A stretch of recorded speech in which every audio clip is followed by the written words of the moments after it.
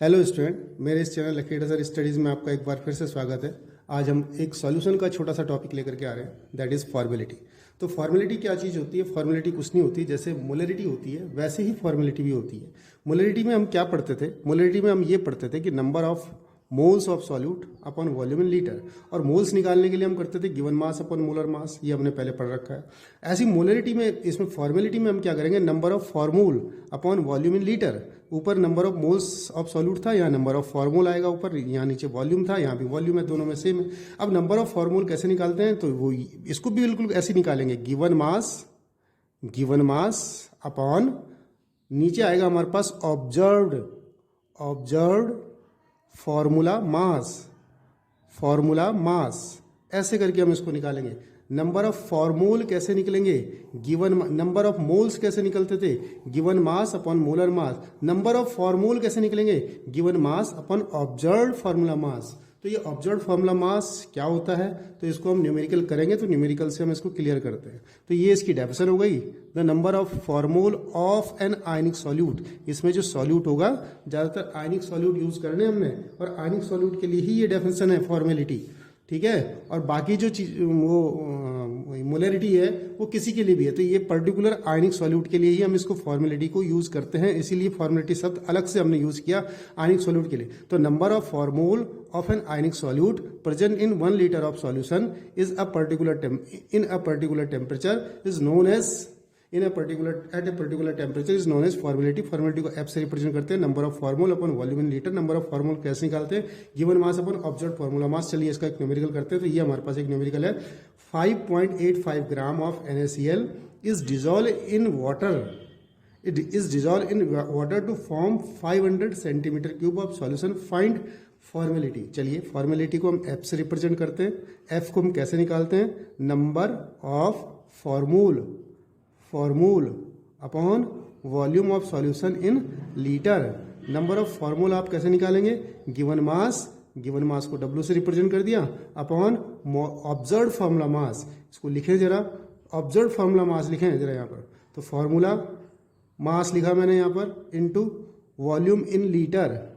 अच्छा, ये observed formula मास है, ये ऑब्जर्व्ड फार्मूला मास। तो गिवन मास कितना है इसका? इस क्वेश्चन में 5.85 है, 5.85 अपॉन ऑब्जर्व्ड फार्मूला मास। तो ऑब्जर्व्ड फार्मूला मास NaCl का कितना होगा? Na का होता है 23 और Cl का होता है 35.5।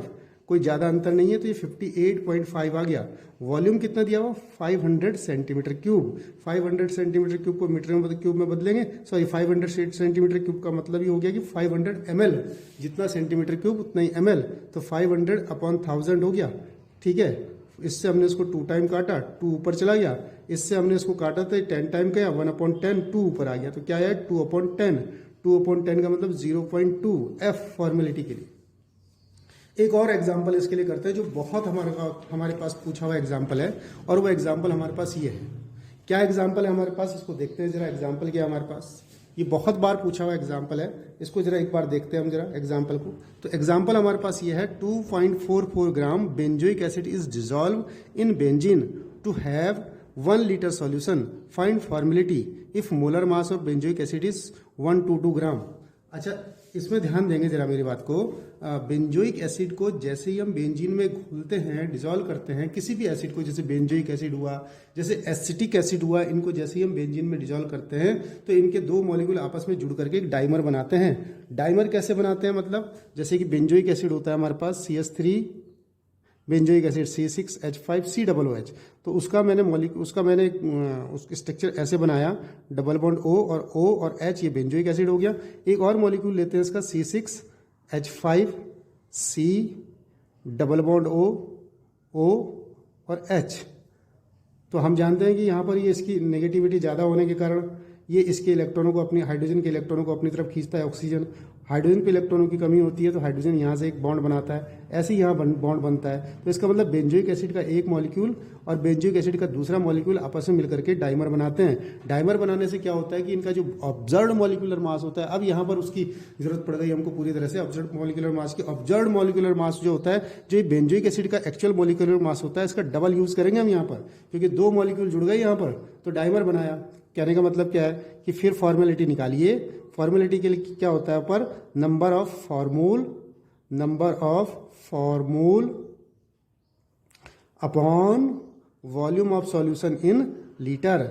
नंबर ऑफ फॉर्मूल को कैसे निकाला आपने, given mass upon observe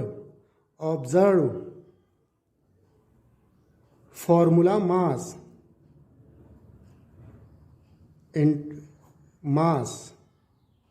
into volume in litre.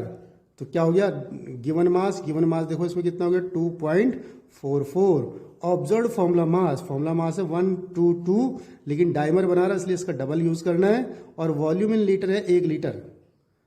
तो ये कितना आ रहा है हमारे पास, इसको सॉल्व करेंगे हम 2.44 अपॉन ये आ गया हमारे पास 244, तो ये आ जाएगा 1/100, यानी कि 0.0 और 244 हो जाएगा नहीं 0.01, और F इसका आंसर आ जाएगा।